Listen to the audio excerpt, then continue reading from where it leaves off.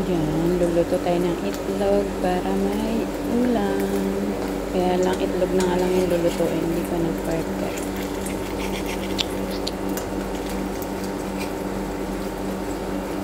Galing magluto ni Maylin ng itlog.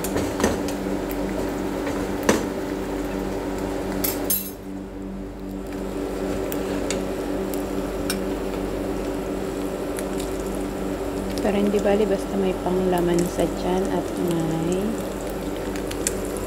kanin. Yan. Pwede na yan.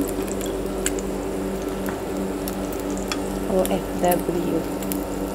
Ganyan talaga. Tsaga-tsaga. Tapos may panglaman sa sikmura. Right na. Okay na din kasi walang nakain.